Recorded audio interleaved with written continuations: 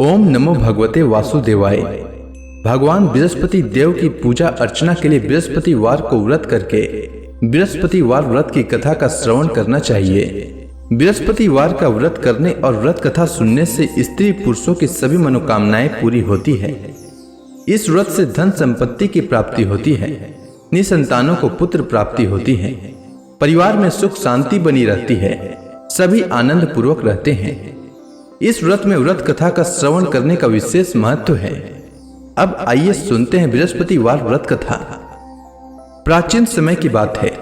भारत में एक राजा राज्य करता था। वह बड़ा प्रतापी तथा दानी था। वह नित्य प्रति मंदिर में भगवत दर्शन करने जाता था। वह ब्राह्मण और गुरु की सेवा किया करता था। उसके द्वार से कोई भी याचक निराश होकर नहीं लौटता था। वह प्रत्येक गुरुवार को व्रत रखता एवं पूजन करता था। हर दिन गरीबों की सहायता करता था। परंतु यह सब बातें उसकी रानी को अच्छी नहीं लगती थी। वह न तो व्रत करती और न किसी को एक भी पैसा दान में देती थी। वह राजा से भी ऐसा करने को मना किया करती थी। एक समय की बात है। राजा शिकार खेलने वन को चले गए। घर पर रानी और दासी थी। उस समय गुरु बृहस्पति साधु का रूप धारण कर राजा के दरवाजे पर भिक्षा मांगने आए। साधु ने रानी से भिक्षा मांगी तो वह कहने लगी, हे साधु महाराज, मैं इस दान और पुण्य से तंग आ चुकी हूँ। इस कार्य के लिए तो मेरे पति देव ही बहुत हैं। अब आप ऐसी कृपा करें कि सारा धन नष्ट हो जाए तथा मैं आराम से रह सकूं। साधु रूपी बृहस्पति देव ने कहा, हे देवी, तुम बड़ी विचित्र हो। संतान और धन से कोई दुखी नहीं होता है, इसको सभी चाहते हैं। पापी भी पुत्र और धन की इच्छा करता है। अगर तुम्हारे पास धन अधिक है तो भूखे मनुष्यों को भोजन कराओ, प्याऊ लगाओ, ब्राह्मणों को दान दो, धर्मशालाएं बनवाओ, कुआं, तालाब, बावड़ी, बाग, बगीचे आदि का निर्माण कराओ तथा निर्धनों की कुंवारी कन्याओं का विवाह कराओ, साथ ही यज्ञ आदि करो। इस प्रकार के कर्मों से आपके कुल का और आपका नाम परलोक में सार्थक होगा एवं स्वर्ग की प्राप्ति होगी।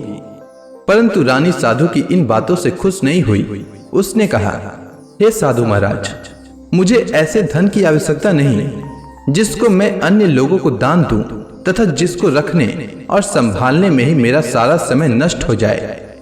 साधु ने कहा, हे देवी, यदि तुम्हारी ऐसी इच्छा है तो जैसा मैं तुम्हें बताता हूं तुम वैसा ही करना। बृहस्पतिवार के दिन घर को गोबर से लिपना, अपने केसों को पीली मिट्टी से धोना, केसों को धोते समय स्नान करना, राजा से कहना वह हजामत करवाए, भोजन में मांस मदिरा खाना, कपड़ा धोबी के यहाँ धुलने देना। इस प्रकार 7 बृहस्पतिवार करने से तुम्हारा धन नष्ट हो जाएगा।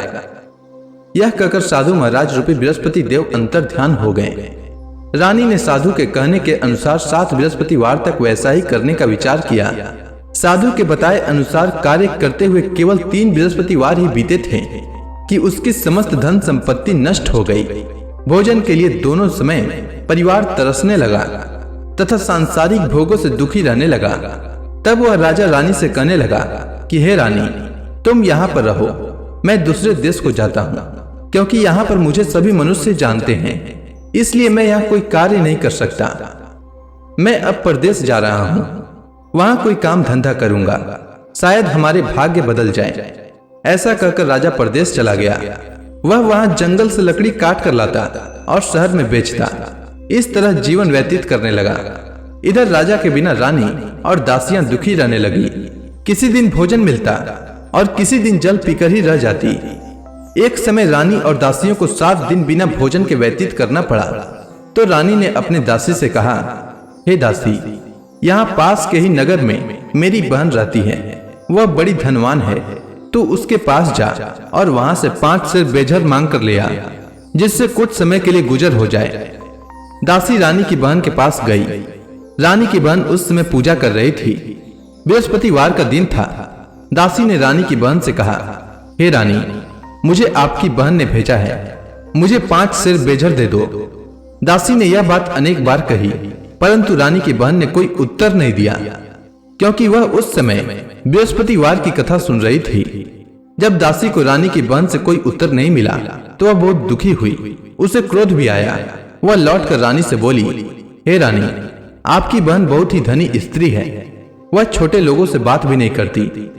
मैंने उससे कहा तो उसने कोई उत्तर नहीं दिया। मैं वापस चली आई। रानी बोली, हे दासी, इसमें उसका कोई दोष नहीं है। जब बुरे दिन आते हैं तब कोई सहारा नहीं देता। अच्छे बुरे का पता विपत्ति में ही लगता है।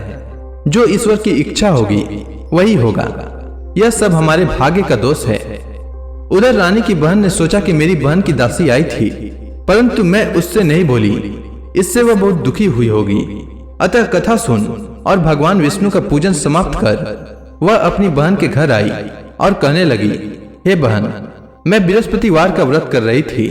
तुम्हारी दासी हमारे घर आई थी, परंतु जब तक कथा होती है तब तक हम लोग न उठते हैं और न बोलते हैं, इसलिए मैं नहीं बोली। कहो दासी क्यों आई थी? रानी बोली, बहन, हमारे घर अनाज नहीं था। वैसे तुमसे कोई बात छिपी नहीं है, इस कारण मैंने दासी को तुम्हारे पास 5 सिर भेजर लेने के लिए भेजा था। रानी की बहन बोली, बहन देखो, बृहस्पति भगवान सबकी मनोकामना पूर्ण करते हैं। देखो, शायद तुम्हारे घर में अनाज रखा हो। यह सुनकर दासी घर के अंदर गई तो वहां उसे एक घड़ा बेझर का भरा मिल गया। उसे बड़ी हैरानी हुई क्योंकि उसने एक एक बर्तन देख लिया था। उसने बाहर आकर रानी को बताया। दासी अपनी रानी से कहने लगी, हे रानी, देखो, वैसे हमको जब अन्न नहीं मिलता तो हम रोज ही व्रत करते हैं। अगर इनसे व्रत की विधि और कथा पूछ ली जाए तो उसे हम भी किया करेंगे। दासी के कहने पर रानी ने अपनी बहन से बृहस्पतिवार व्रत के बारे में पूछा। उसकी बहन ने बताया, हे रानी बहन, बृहस्पतिवार को सूर्योदय से पूर्व उठकर स्नान करके बृहस्पतिवार का व्रत करना चाहिए, लेकिन उस दिन सिर नहीं धोना चाहिए। बृहस्पतिवार के व्रत में चने की दाल और मुनक्का से विष्णु भगवान का केले के वृक्ष की जड़ में पूजन करें तथा दीपक जलाएं। उस दिन एक ही समय भोजन करें। भोजन पीले खाद्य पदार्थ का करें तथा कथा सुने। इस प्रकार करने से गुरु भगवान प्रसन्न होते हैं, अन्न पुत्र धन देते हैं, मनोकामना पूर्ण करते हैं। व्रत और पूजन की विधि बताकर रानी की बहन अपने घर लौट गई। रानी और दासी दोनों ने निश्चय किया कि बृहस्पति देव भगवान का पूजन जरूर करेंगे। 7 दिन बाद जब बृहस्पतिवार आया तो उन्होंने व्रत रखा। घुड़साल में जाकर चना और गुड़ बीन लाई तथा उसी दाल से केले की जड़ तथा विष्णु भगवान का पूजन किया। अब भोजन पीला कहां से आए? दोनों बड़ी दुखी हुई, परंतु उन्होंने व्रत किया था, इस कारण बृहस्पति देव भगवान प्रसन्न थे। एक साधारण व्यक्ति के रूप में वे 2 थालों में सुंदर पीला भोजन लेकर आए और दासी को देकर बोले, हे दासी, यह भोजन तुम्हारे और रानी के लिए है, तुम दोनों करना। दासी भोजन पाकर बड़ी प्रसन्न हुई और रानी से बोली, रानी जी, भोजन कर लो। रानी को भोजन आने के बारे में कुछ पता नहीं था, इसलिए वह दासी से बोली, जा तू ही भोजन कर, क्योंकि तू हमारी व्यर्थ में हंसी उड़ाती है। दासी बोली, एक व्यक्ति भोजन दे गया है। रानी कहने लगी, वह भोजन तेरे लिए दे गया है, तू ही भोजन कर। दासी ने कहा, वह व्यक्ति हम दोनों के लिए 2 थालों में भोजन दे गया है, इसलिए मैं और आप दोनों ही साथ साथ भोजन करेंगी। दोनों ने गुरु भगवान को नमस्कार कर भोजन प्रारंभ किया। उसके बाद से वे प्रत्येक बृहस्पतिवार को गुरु भगवान का व्रत और पूजन करने लगी। बृहस्पति भगवान की कृपा से उनके पास धन हो गया, परंतु रानी फिर से पहले की ही तरह आलस्य करने लगी। तब दासी बोली, देखो रानी, तुम पहले भी इस प्रकार आलस्य करती थी। तुम्हें धन के रखने में कष्ट होता था, इस कारण सभी धन नष्ट हो गया। अब गुरु भगवान की कृपा से धन मिला है तो फिर तुम्हें आलस्य होता है। बड़ी मुसीबतों के बाद हमने यह धन पाया है, इसलिए हमें दान पुण्य करना चाहिए। तुम भूखे मनुष्यों को भोजन कराओ, प्याऊ लगवाओ, ब्राह्मणों को दान दो, कुआं तालाब बावड़ी आदि का निर्माण कराओ, मंदिर पाठशाला बनवाकर दान दो, कुंवारी कन्याओं का विवाह करवाओ। धन को शुभ कार्यों में खर्च करो, जिससे तुम्हारे कुल का यश बढ़े तथा स्वर्ग प्राप्त हो और पितृ प्रसन्न हो। दासी की बात मानकर रानी ने इसी प्रकार के कर्म करने प्रारंभ किए, जिससे उनका काफी यश फैलने लगा। एक दिन रानी और दासी आपस में विचार करने लगी कि न जाने राजा किस दशा में होंगे, उनकी कोई खोज खबर नहीं है। गुरु भगवान से उन्होंने प्रार्थना की और भगवान ने रात्रि में राजा को स्वप्न में कहा, हे राजा, उठ, तेरी रानी तुझको याद करती है, अब अपने देश को लौट जा। राजा प्रातः काल उठकर जंगल से लकड़ियां काट कर लाने के लिए जंगल की ओर चल पड़ा। जंगल से गुजरते ही वह सोचने लगा, रानी की गलती से उसे कितने दुख भोगने पड़े। राजपाट छोड़कर उसे जंगल में आकर रहना पड़ा। जंगल से लकड़ियां काटकर उन्हें बेचकर गुजारा करना पड़ा। उसी समय उस जंगल में बृहस्पति देव एक साधु का रूप धारण कर आए और राजा के पास आकर बोले, हे लकड़हारे, तुम इस सुनसान जंगल में किस चिंता में बैठे हो, मुझे बतलाओ। यह सुनकर राजा के नेत्रों में जल भर आया और साधु की वंदना कर बोले, हे प्रभु, आप सब कुछ जानने वाले हैं। इतना कहकर राजा ने साधु को अपनी संपूर्ण कहानी सुना दी। महात्मा दयालु होते हैं। वे राजा से बोले, हे राजा, तुम्हारी पत्नी ने बृहस्पति देव के प्रति अपराध किया था, जिसके कारण तुम्हारी यह दशा हुई है। अब तुम किसी प्रकार की चिंता मत करो, भगवान तुम्हें पहले से अधिक धन देंगे। देखो, तुम्हारी पत्नी ने बृहस्पतिवार का व्रत प्रारंभ कर दिया है। अब तुम भी बृहस्पतिवार का व्रत करके चने की दाल व गुड़ जल के लोटे में डालकर केले का पूजन करो, फिर कथा सुनो। भगवान तुम्हारी सब मनोकामनाओं को पूर्ण करेंगे। साधु को प्रसन्न देखकर राजा बोला, हे प्रभु, मुझे लकड़ी बेचकर इतना पैसा भी नहीं बचता जिससे भोजन करने के उपरांत कुछ बचा सकूं। मैंने रात्रि में अपनी रानी को व्याकुल देखा है।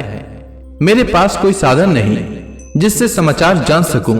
फिर मैं बृहस्पति देव की क्या कहानी सुनूं? मुझको तो कुछ भी मालूम नहीं है। साधु ने कहा, हे राजा, तुम किसी बात की चिंता मत करो। बृहस्पतिवार के दिन तुम रोजाना की तरह लकड़ियां लेकर शहर में जाओ। तुम्हें रोज से दुगना धन प्राप्त होगा, जिससे तुम भली भांति भोजन कर लोगे तथा बृहस्पति देव की पूजा का सामान भी आ जाएगा। बृहस्पति देव की कथा इस प्रकार है, सुनो। प्राचीन काल में एक बहुत ही निर्धन ब्राह्मण था। उसकी कोई संतान नहीं थी। वह नित्य पूजा पाठ करता, परंतु उसकी स्त्री बहुत मलिनता के साथ रहती थी। वह स्नान न करती और न किसी देवता का पूजन करती। प्रातःकाल उठते ही सर्वप्रथम भोजन करती, बाद में कोई अन्य कार्य करती। ब्राह्मण देवता बहुत दुखी रहते थे। पत्नी को बहुत समझाते, किंतु उसका कोई परिणाम न निकलता। भगवान की कृपा से ब्राह्मण की स्त्री को कन्या उत्पन्न हुई। वह कन्या अपने पिता के घर में बड़ी होने लगी। वह बालिका प्रातः स्नान करके भगवान विष्णु का जप करती। वह बचपन से ही बृहस्पतिवार का व्रत भी करने लगी। पूजा पाठ समाप्त कर विद्यालय जाती तो अपनी मुट्ठी में जौ भर कर ले जाती और पाठशाला जाने के मार्ग में डालती जाती। वही जौ स्वर्ण के हो जाते तो लौटते समय उनको बीनकर घर ले आती। एक दिन वह बालिका सूप में उन सोने के जौ को फटक कर साफ कर रही थी। तभी उसकी मां ने देख लिया और कहा, हे बेटी, सोने के जौ को फटकने के लिए सोने का सूप होना चाहिए। दूसरे दिन गुरुवार था। इस कन्या ने व्रत रखा और बृहस्पति देव से प्रार्थना करके कहा, हे प्रभु, यदि मैंने सच्चे मन से आपकी पूजा की हो तो मुझे सोने का सूप दे दो। बृहस्पति देव ने उसकी प्रार्थना स्वीकार कर ली। रोजाना की तरह वह बालिका जौ फैलाती हुई स्कूल चली गई। स्कूल से लौटकर जब वह जौ बीन रही थी तो बृहस्पति देव की कृपा से उसे सोने का सूप मिला। उसे वह घर ले आई और उससे जौ साफ करने लगी, परंतु उसकी मां का वही ढंग रहा। एक दिन की बात है, वह कन्या सोने के सूप में जौ साफ कर रही थी। उस समय उस नगर का राजकुमार वहां से होकर निकला। इस कन्या के रूप और सोने के सूप में जौ को साफ करते देखकर वह उस कन्या पर मोहित हो गया। राजमहल आकर वह भोजन तथा जल त्याग कर उदास होकर लेट गया। राजा को जब राजकुमार द्वारा अन्न जल त्यागने का समाचार ज्ञात हुआ तो अपने मंत्रियों के साथ वह अपने पुत्र के पास गए और बोले, हे बेटा, तुम्हें किस बात का कष्ट है? किसी ने अपमान किया है अथवा कोई और कारण है? मुझे बताओ, मैं वही करूंगा जिससे तुम्हें प्रसन्नता हो। राजकुमार ने अपने पिता की बातें सुनी तो वह बोला, मुझे आपकी कृपा से किसी बात का दुख नहीं है। किसी ने मेरा अपमान नहीं किया है, परंतु मैं उस लड़की के साथ विवाह करना चाहता हूं जो सोने के सूप में जौ साफ कर रही थी। यह सुनकर राजा आश्चर्य में पड़ गया और बोला, हे बेटा, इस तरह की कन्या का पता तुम्हें लगाओ। मैं उसके साथ तुम्हारा विवाह अवश्य ही करवा दूंगा। राजकुमार ने राजा को उस लड़की के घर का पता बतलाया। मंत्री उस लड़की के घर गया और राजा का आदेश ब्राह्मण को सुनाया। कुछ ही दिन बाद ब्राह्मण की कन्या का विवाह राजकुमार के साथ संपन्न हो गया। कन्या के घर से जाते ही उस ब्राह्मण देवता के घर में पहले की भांति गरीबी का निवास हो गया। अब भोजन के लिए भी अन्न बड़ी मुश्किल से मिलता था। एक दिन दुखी होकर ब्राह्मण अपनी पुत्री से मिलने गया। बेटी ने पिता की दुख की अवस्था को देखा और अपनी मां का समाचार पूछा। ब्राह्मण ने सभी हाल कहा। कन्या ने बहुत सा धन देकर अपने पिता को विदा कर दिया। इस तरह ब्राह्मण का कुछ समय सुखपूर्वक व्यतीत हुआ, लेकिन कुछ दिन बाद फिर वही हाल हो गया। ब्राह्मण फिर अपनी कन्या के यहाँ गया और सभी हाल कहा तो पुत्री बोली, हे पिताजी, आप माता जी को यहाँ लिवा लाओ, मैं उन्हें वह विधि बता दूंगी जिससे गरीबी दूर हो जाए। ब्राह्मण देवता अपनी स्त्री को साथ लेकर अपनी पुत्री के पास राजमहल पहुंचे तो पुत्री अपनी मां को समझाने लगी, हे मां, तुम प्रातःकाल उठकर प्रथम स्नान आदि करके विष्णु भगवान का पूजन करो तो सब दरिद्रता दूर हो जाएगी। परंतु उसकी मां ने उसकी एक बात नहीं मानी। वह प्रातःकाल उठकर अपनी पुत्री का बचा जूठन खा लेती थी। एक दिन उसकी पुत्री को बहुत गुस्सा आया। उसने एक रात एक कोठरी से सारा सामान निकाल दिया और अपनी मां को उसमें बंद कर दिया। प्रातः उसमें से उसे निकाला तो स्नान आदि करा के पूजा पाठ करवाया तो उसकी मां की बुद्धि ठीक हो गई। इसके बाद वह नियम से पूजा पाठ करती और प्रत्येक बृहस्पतिवार को व्रत रखने लगी। इस व्रत के प्रभाव से उसकी मां भी बहुत धनवान हो गई और बृहस्पति देवता के प्रभाव से स्वर्ग को गई। वह ब्राह्मण भी सुखपूर्वक इस लोक का सुख भोग कर स्वर्ग को प्राप्त हुआ। इस तरह कहानी कहकर साधु देवता वहां से लोप हो गए। धीरे धीरे समय व्यतीत होने पर फिर बृहस्पतिवार का दिन आया। राजा जंगल से लकड़ी काटकर किसी शहर में बेचने गया।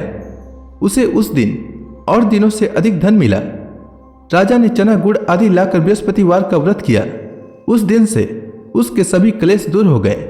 परंतु जब अगला गुरुवार का दिन आया तो वह बृहस्पतिवार का व्रत करना भूल गया। इस कारण बृहस्पति भगवान नाराज हो गए।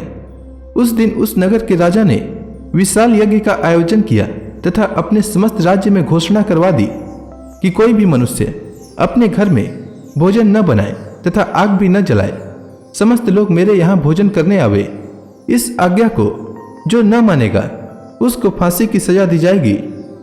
राजा की आज्ञानुसार राज्य के सभी वासी राजा के भोज में सम्मिलित हुए, लेकिन लकड़हारा कुछ देर से पहुंचा, इसलिए राजा उसको अपने साथ महल में ले गए। जब राजा लकड़हारे को भोजन करा रहे थे तो रानी की दृष्टि उस खुटी पर पड़ी जिस पर उसका हार लटका हुआ था। उसे हार खुटी पर लटका दिखाई नहीं दिया। रानी को निश्चय हो गया कि मेरा हार इसी लकड़हारे ने चुरा लिया है। उसी समय सैनिक बुलवाकर उसको जेल में डलवा दिया। जब लकड़हारा जेल खाने में गया तो बहुत दुखी होकर विचार करने लगा कि न जाने कौन से पूर्व जन्म के कर्म से मुझे यह दुख प्राप्त हुआ है, और उसी साधु को याद करने लगा जो जंगल में मिला था। तत्काल बृहस्पति देव साधु के रूप में प्रकट हो गए और उसकी दशा को देखकर कहने लगे, अरे मूर्ख, तूने बृहस्पति देवता की कथा नहीं कही, इसी कारण तुझे दुख प्राप्त हुआ है। अब चिंता मत कर। बृहस्पतिवार के दिन जेल खाने के दरवाजे पर 4 पैसे पड़े मिलेंगे।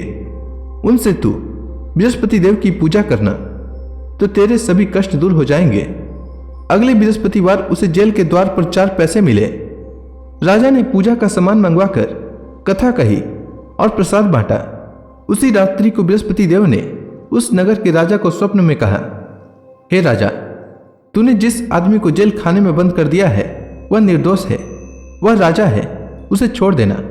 रानी का हार उसी खुटी पर लटका हुआ है। अगर तू ऐसा नहीं करेगा तो मैं तेरे राज्य को नष्ट कर दूंगा।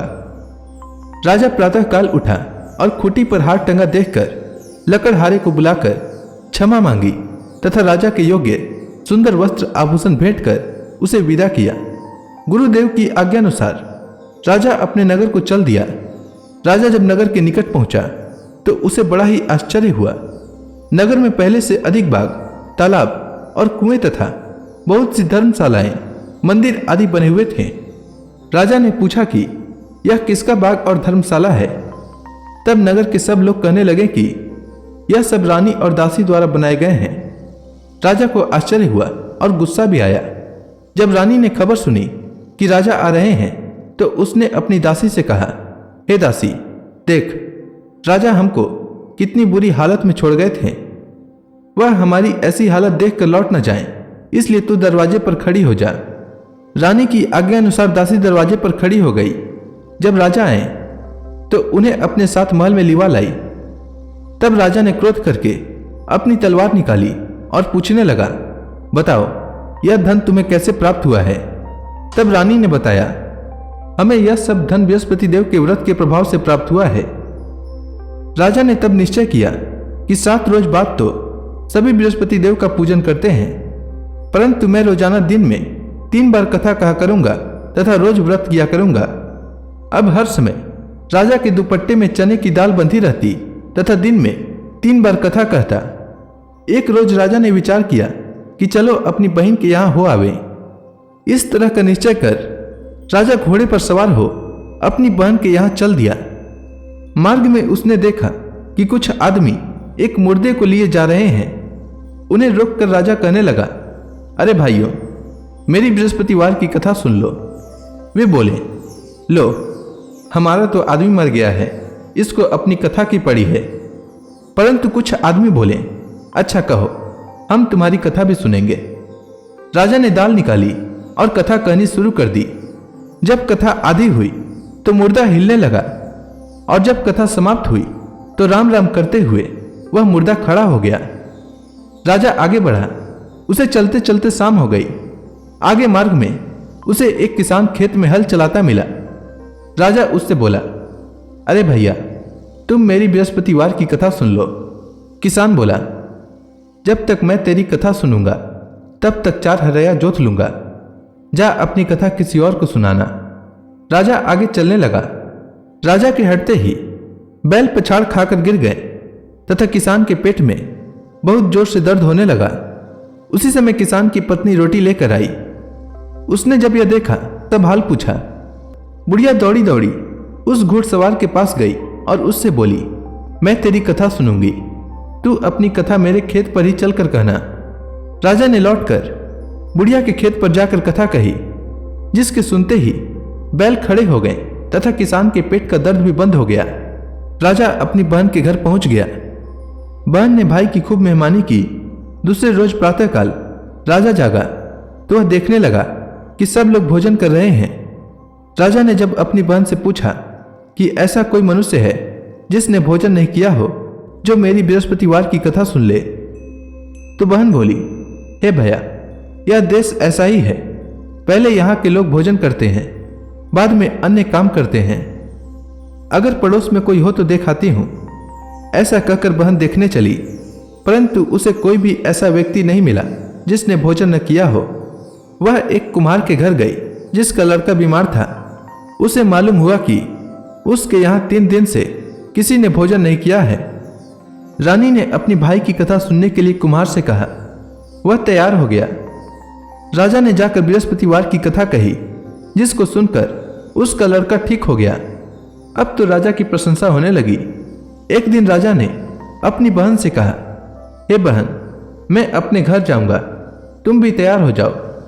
राजा की बहन ने अपनी सास से अपने भाई के साथ जाने की आज्ञा मांगी। सास बोली, चली जा, परंतु अपने लड़कों को मत ले जाना, क्योंकि तेरे भाई को कोई संतान नहीं होती है। बहन ने अपने भाई से कहा, हे भैया, मैं तो चलूंगी, परंतु कोई बालक नहीं जाएगा। राजा ने कहा, जब कोई बालक नहीं चलेगा तब तुम जाकर ही क्या करोगी? दुखी मन से राजा अपने नगर को लौट आया।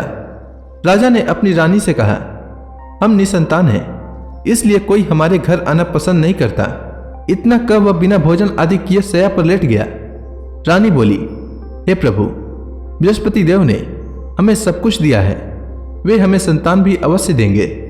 उसी रात बृहस्पति देव ने राजा को स्वप्न में कहा, हे राजा, उठ, सभी सोच त्याग दे, तेरी रानी गर्भवती है। राजा को यह जानकर बड़ी खुशी हुई। 9वें महीने रानी के गर्भ से एक सुंदर पुत्र पैदा हुआ। जब राजा की बहन ने यह शुभ समाचार सुना तो वह बहुत खुश हुई तथा बधाई लेकर अपने भाई के यहाँ आई। तभी रानी ने कहा, घोड़ा चढ़कर नहीं आई, गधा चढ़ी आई। रानी की बहन बोली, भाई मैं इस प्रकार न कहती तो तुम्हें औलाद कैसे मिलती। बृहस्पति देव ऐसे ही हैं, जिसके मन में जो कामनाएं रहती है सभी को पूर्ण करते हैं। जो सद्भावना पूर्वक बृहस्पतिवार का व्रत करता है एवं यह कथा पढ़ता है अथवा सुनता है और दूसरों को सुनाता है, बृहस्पति देव उसकी सभी मनोकामना पूर्ण करते हैं। बृहस्पति देव उनकी सदैव रक्षा करते हैं। जो संसार में सद्भावना व सच्चे हृदय से बृहस्पति देव का पूजन करते हैं, उनकी सभी मनोकामनाएं उसी प्रकार पूर्ण होती है जैसे रानी और राजा ने बृहस्पति देव की कथा का गुणगान किया। उनकी सभी इच्छाएं बृहस्पति देव ने पूर्ण की।